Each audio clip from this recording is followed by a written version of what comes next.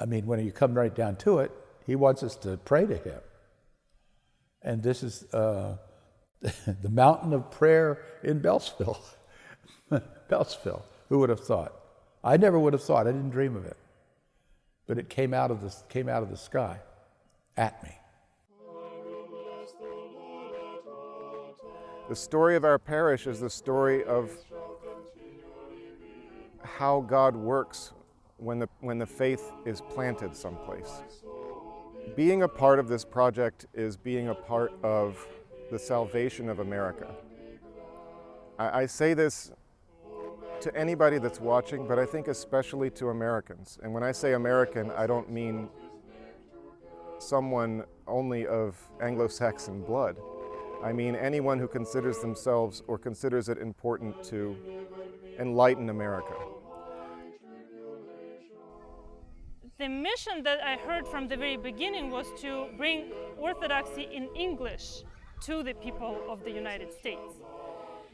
And it resonated with being the parish of Holy Apostles because God gave them languages. They went to different countries of the world speaking their language because it was the universal church that had to go everywhere and had to speak to people, to their hearts, so that they could understand. They had to understand with their mind, with their heart, the gospel of Jesus Christ. Holy Apostles Parish and Father George and MATUSHKA, almost 20 years ago, maybe it was 15, were praying to find a permanent location for the church, and they wanted it to be near where the parish is today, but they really wanted a site outside of an office park. And they looked and prayed, and the parish prayed with them, and I was a catechumen at the time, and they asked if I knew of any possibilities. And I knew of this possibility, this building, this church, vacant since the 1950s. The congregation had built a brand new church down the road and had abandoned the historic St. Joseph's Catholic Church and moved about 2 miles away to their new site. I knew this church was empty, I knew it was historic, and I knew it couldn't be developed or torn down, and it seemed to me an answer to the parish prayers. Father George and MATUSHKA pushed them a little bit, told them they had a small percentage chance, but the worst could happen would be no. They made a phone call, they did a visit, and walked away.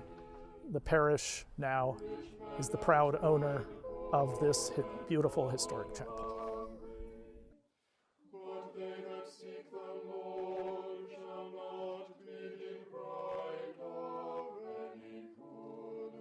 Holy Apostles was founded in 2001, July 13th, with the blessing of Archbishop Gabriel. And the purpose of having a full cycle of services in the English language. So all of our services are in English, including the litanies and everything. It's all in English. And we do a full cycle of services for a parish. Our first year we were in a little house in Beltsville where Father George grew up, and then we found the current location, the office park. We moved there in 2002, and in 2009 we were given the wonderful gift of 2 acres of land and the historic building that's on the National Historic Register, the chapel. It's called the St. Joseph's Chapel, that was built in 1880 by Admiral Daniel Ammon, a childhood friend of President Grant. And President Grant walked on this property, the very property that we were given. So Father George and all of us feel and hope that the history of America is being grafted onto the tree of Orthodoxy in Beltsville, where he grew up. The property was gifted to the church by the Christian Brothers, which is a Catholic teaching order, in 2009. They live right next door, and I think they wanted us to be their neighbors. They have a cemetery there, which they've told us we can use for our people also. So there's a beautiful cemetery right next to our property. Well, we all very much long to be at this beautiful property. Our children can run around outside If a child is having a meltdown, he can go outside, the mother can go outside. Here in the office park, it's kind of dangerous. It's a drive-through. Route 1 is right there.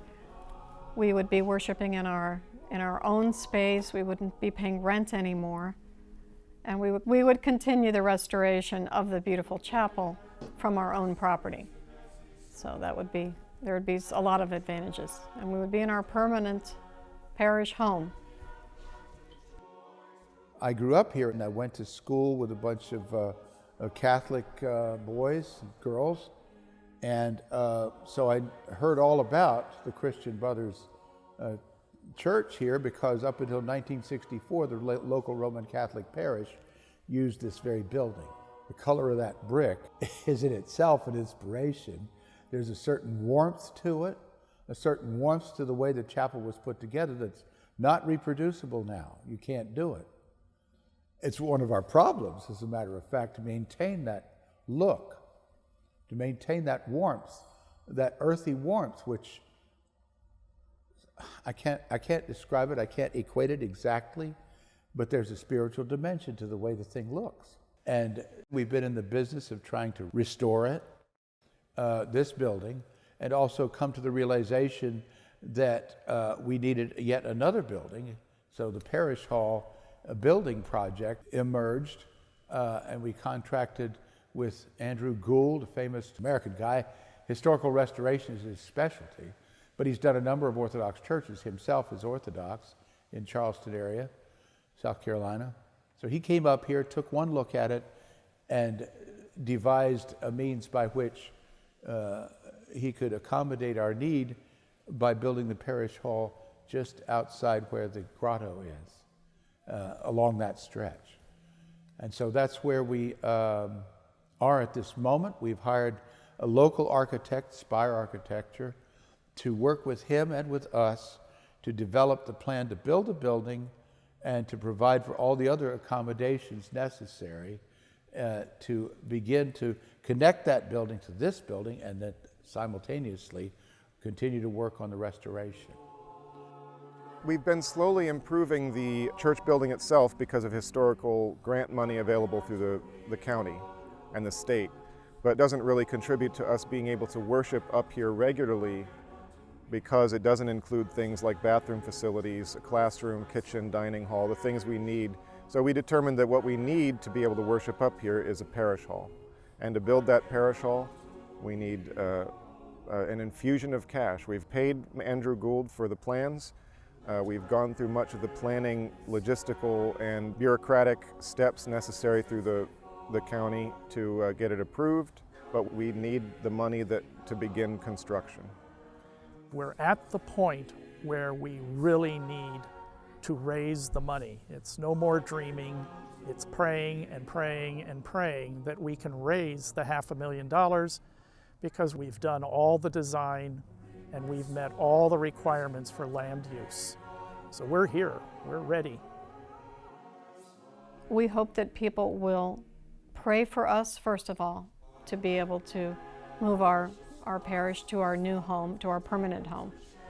Pray for us, number one. And number two, we are reaching the point now where we're almost ready to hire a general contractor and start building. So all we need is the $500,000. So we are looking for contributions. It's amazing to me that something as old as Orthodoxy blesses this whole place, is woven into the history of Beltsville, of Maryland, of the US. That's what I think our mission is, to make sure they come together and make sure they both flourish. It's a wonderful goal, it's a blessed goal. The goal is to be a fellow worker with God in His vineyard. And this is His vineyard right here. And I encourage anybody who's visited us before to please visit us again and see the progress. Anyone who's contributed, please come and see what your money has helped build. Anyone who's thinking about contributing, pray hard for us and then give from your heart. Every generation only lives as long as it lives, and they give what they give, and then they can't anymore.